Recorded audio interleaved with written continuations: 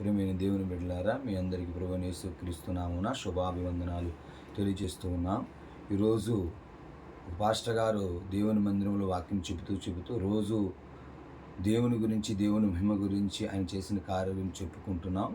కావున ఈరోజు సాతాను ఎటువంటి వాడో, అతని లక్షణాలు ఏమిటో, అతను ఎక్కడి నుంచి వచ్చాడో అని వాక్యం దైవ సేవకులు ప్రసంగిస్తూ ఉండగా అందరూ అనుకుంటూ ఉన్నారు, ఏంది ఈరోజు సాతాను గురించి దైవజనులు చెబుతున్నారు, ఎప్పుడైనా చెప్పేవాడు కాదని చెప్పి అందరూ ఆసక్తిగా వింటూ ఉండగా, ఆయన సాతాను గురించి, సాతాను అపవాది సంబంధి, సాతాను వెలుగుదూత, సాతాను ఆకాశం నుంచి పడవేయబడ్డాడని చెబుతూ ఉండగా, అక్కడ జనం అందరూ కూడా ఆసక్తిగా వింటూ ఉండగా అప్పుడే వర్షం పడుతూ ఉంది. ఆ ఊళ్ళో ఆ రోజు రాత్రి కాలం సాతానుకు సంబంధించి ఒక నాటకం వేయడానికి ఒక వేషధారుడు ఆ సాతాను వేషం వేసుకుని వస్తూ ఉండగా, అక్కడ చర్చి దగ్గర రాగానే చినుకులు ఎక్కువ అవటం వల్ల మేకప్ అంతా పోయిద్దామన్న భయంతో ఆ వ్యక్తి చర్చిలోకి అడుగు ఎప్పుడైతే పెడుతూ ఉన్నాడో, పాస్టర్ గారు చూసి సాతాను నిజంగానే వచ్చేసిందని భయపడి సా అని చెప్పి ఎప్పుడైతే ఆ సాతాను వేషం వేసుకుని చూశాడో,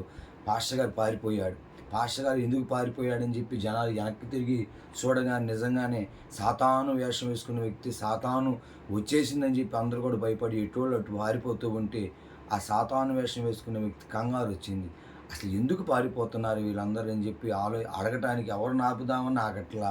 అక్కడ ఒక పండు ముసలమ్మ, దాదాపు 80-85 సంవత్సరాల ముసలమ్మ లెగవేలేని స్థితిలో ఉండంగా ఆమె దగ్గరికి వెళ్ళి, ఏంటమ్మా అని ఈయన అడగగానే నిజంగానే సాతాను తను తీసుకెళ్ళడానికి వచ్చిందేమో అని చెప్పి, అయ్యా నేను నీ బిడ్డనే అని చెప్పి ఆ ముసలమ్మ కడుగుద్రాలు కూడా అంటుంది.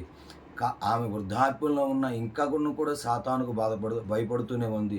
ఈరోజు అనేక మంది యవనస్తులు కానీ అనేక మంది ఈరోజు సాతానుకు లోబడుతూ ఉన్నారు.